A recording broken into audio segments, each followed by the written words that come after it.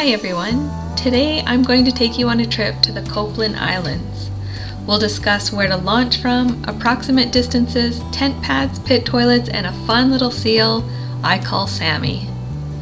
There's several kayak rentals and guided tours available in Powell River, and one of them is right in the Lund Harbour.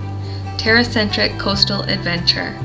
There's another one close by in Oakover Arm called Powell River Sea Kayak Tours. If you're curious to learn more, I've included links to their website in the description below.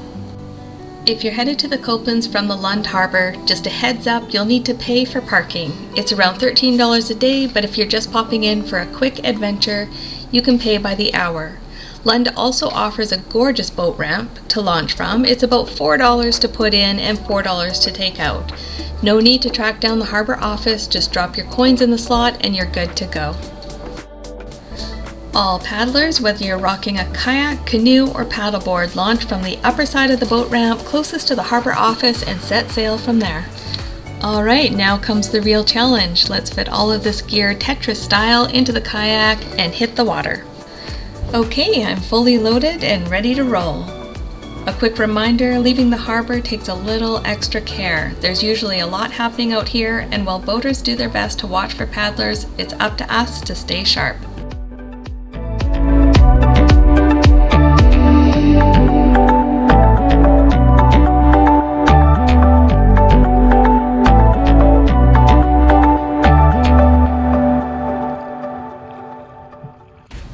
The paddle from Lund Harbour to the northernmost Copeland Island covers about 7 kilometers. At a comfortable pace with a couple of short breaks to soak in the scenery, you're looking at roughly 2 hours on the water. If you're planning to camp on the Copelands or anywhere in Desolation Sound, you'll need to register through the BC Parks website. I've included a link in the description with step-by-step instructions. And here's something to remember. No matter the season, campfires are strictly prohibited on all islands in Desolation Sound. It's not just a rule, it's a safety measure. If a wildfire were to break out, paddlers would have nowhere to escape. So let's keep these islands safe and pristine for everyone.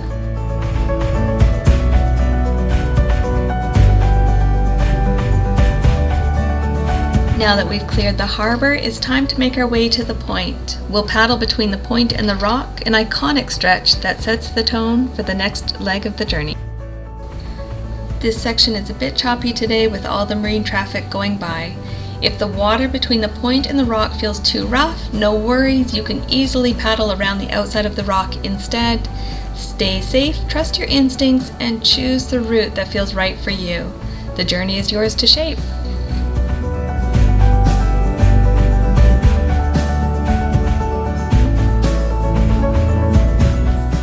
Now that we've made it through the little pass and around the point, we'll head to the next point, which is just under a kilometer away from Lund. So we're just coming up on the point now, but I'm going to take a little detour as I've got a wake coming up on my left, so I'm just going to turn and take that head on.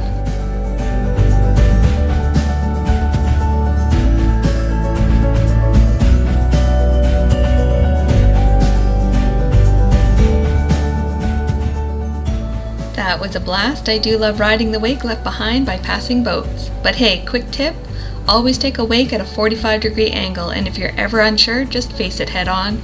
Safety first, always. Now we're gliding up to the point. Let's pause for a moment and check out the next stretch of our journey. So we've just passed the point, and now we're setting our sights on that little island right in the middle of the strait. Locals call it 1 Mile Island, and for good reason. It's roughly 1 mile from Lund.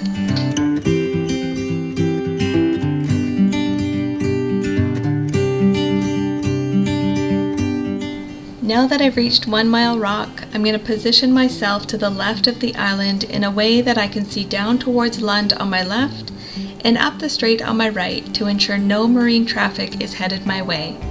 Once the coast is clear, I'll make a safe crossing to the lighthouse on the first of the Copeland Islands.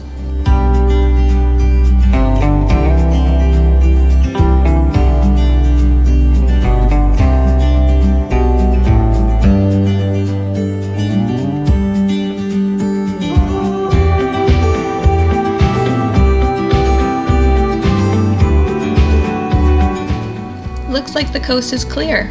Pun totally intended. So let's kick off our crossing. It's a fairly short crossing, just about a half a kilometer long.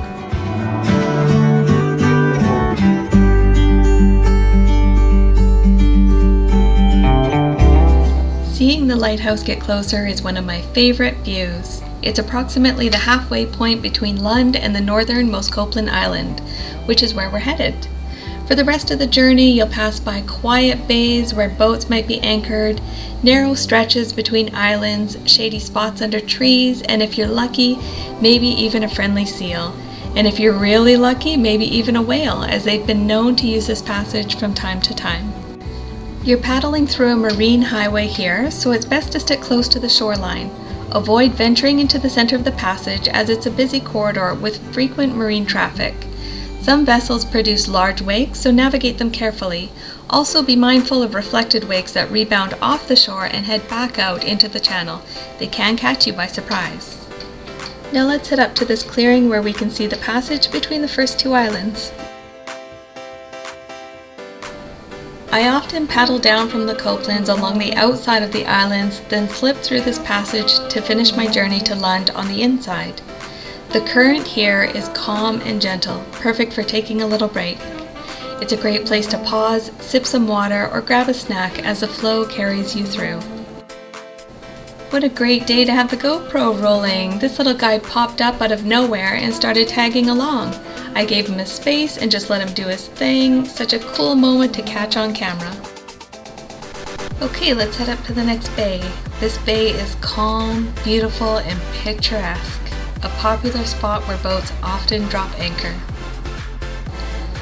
This section has lots of little islands that you can kayak in between and all around if you have the time.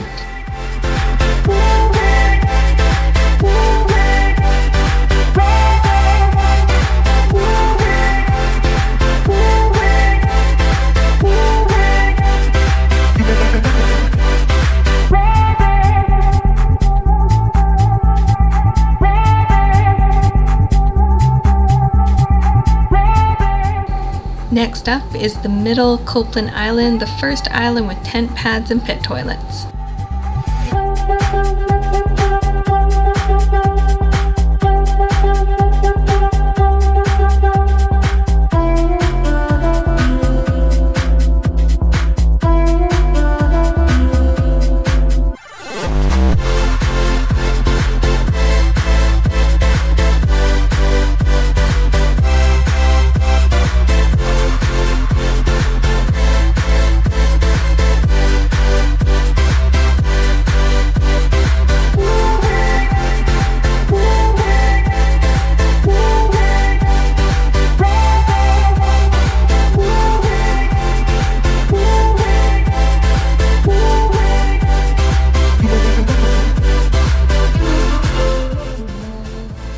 When choosing a tent pad, think about protection from the elements. This side of the island offers natural shelter, shield from wind and sun, while the other side leaves you wide open to whatever the weather decides to bring.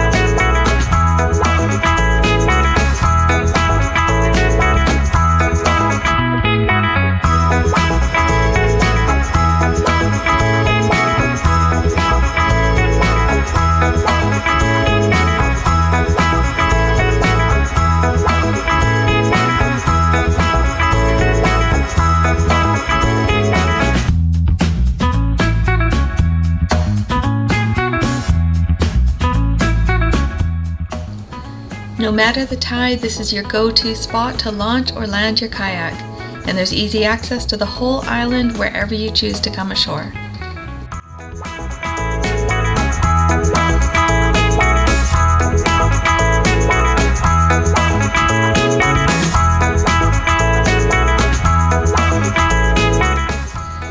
Let's take a quick paddle around this island to check out the other beaches, and I'll point out where the tent pads are along the way.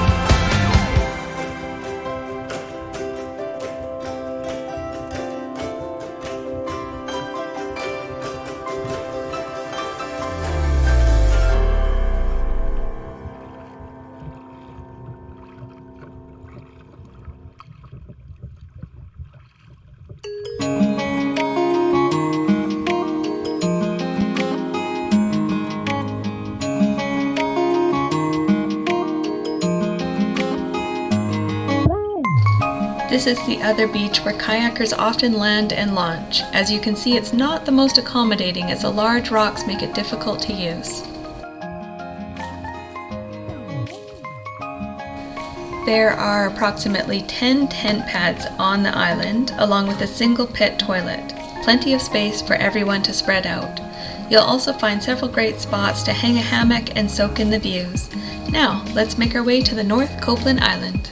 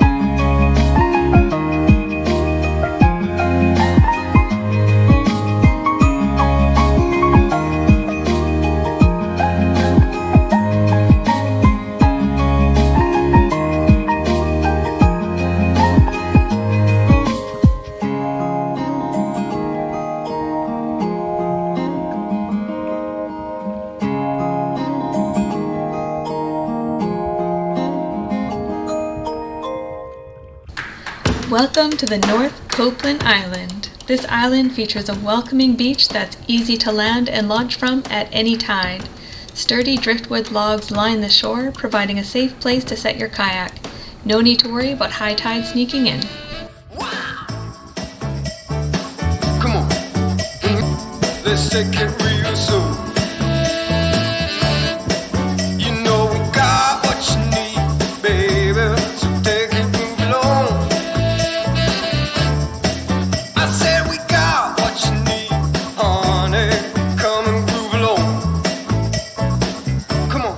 On this side of the island, there's about 7 tent pads and a single pit toilet.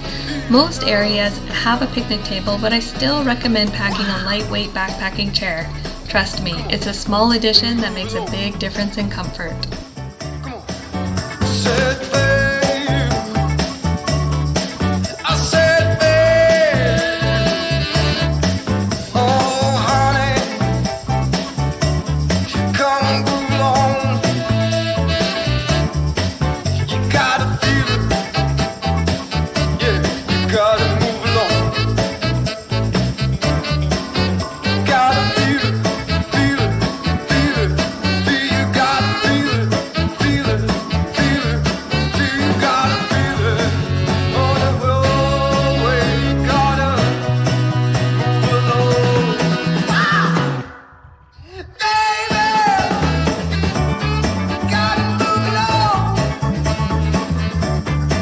I said, baby, you gotta move along. I said, honey, take it real slow. I said, honey, take it real slow. Oh, gotta groove on, gotta groove on.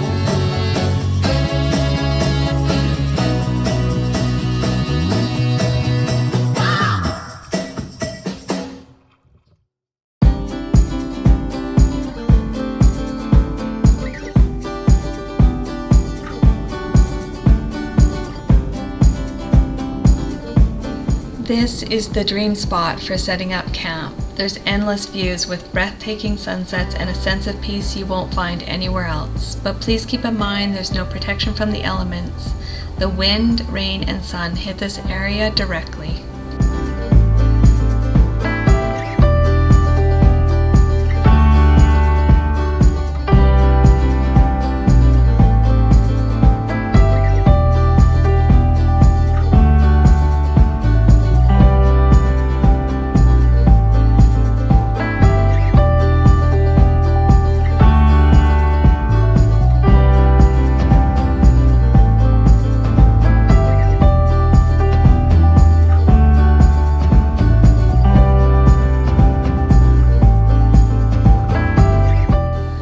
And this tent pad here is where I'll be setting up camp for the next 2 nights.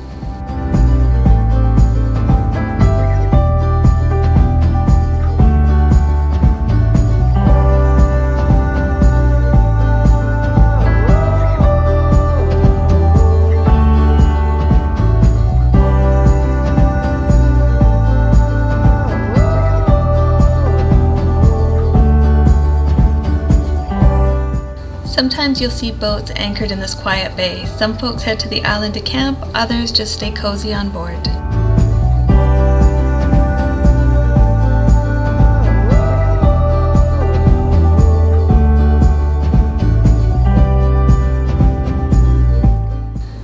I'm going to paddle past the access point for now. I'll come back and land in a little bit. As this is low tide, this is a great opportunity for me to show you what the backside of the island looks like. As you can see, there's tent pads up top, but just a heads up, there's no pit toilet up there. Campers can use the one on this side of the island, but it's a bit of a trek. You'll need to climb down the cliff and make your way across some pretty rugged terrain along the edge. There's also access to the pit toilet on the southeast side of the island, but you can only get to it at low tide. Once the tide comes in, the access point gets completely flooded.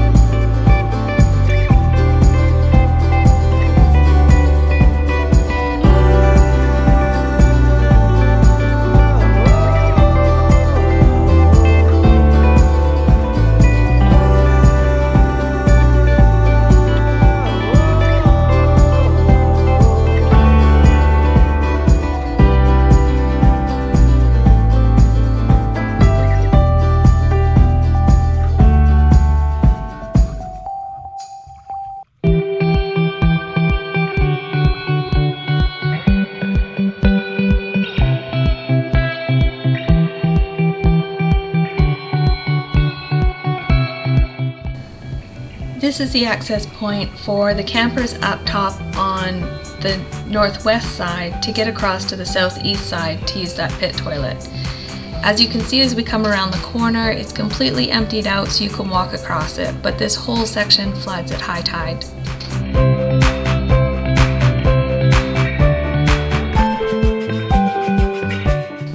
Now that I've landed at the access point, it's time to unload all of this gear, find a safe spot for my kayak, and set up camp.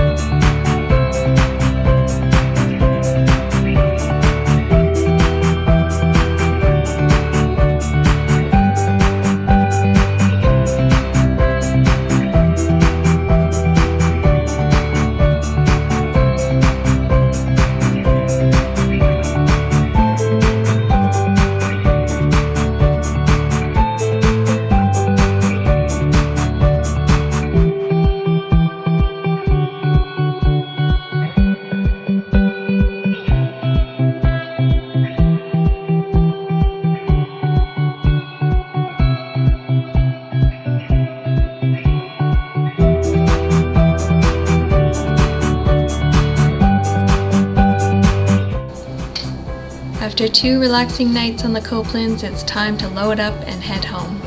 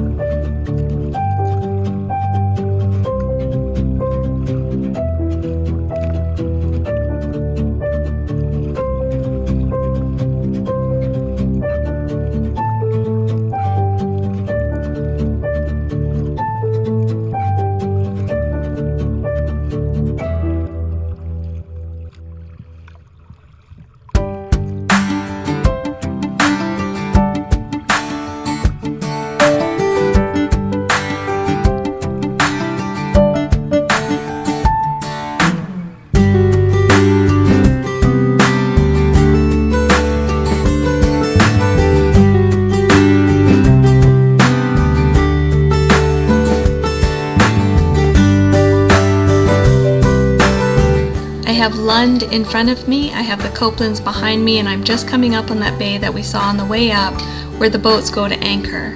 This is a great place to cross as it's one of the narrowest spots in the passage. The coast is clear, so I'm going to cross here.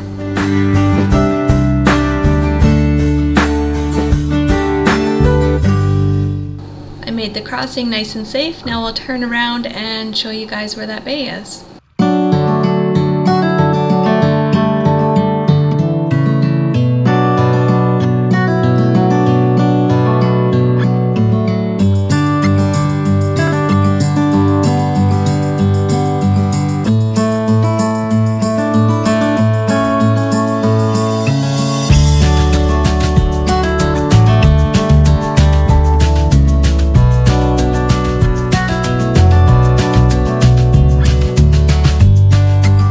As you can see, there's not as much to see on this side of the strait, also known as Lund Passage. I hope I'm saying that right, but it still makes for a very relaxing, beautiful kayak back to Lund. So right about here, I'm lined up with the first Copeland Island. The lighthouse is right about here at the point.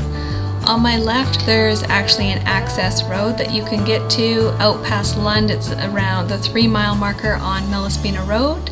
But the road is very washed out and it's not very easy to get down, even with 4-wheel drive. There's also some bays in this area, so if you need to shelter if the wind came up unexpectedly, or if you just want to take a break, have a snack, grab some water, eat some lunch. Just beyond that next point is Lund.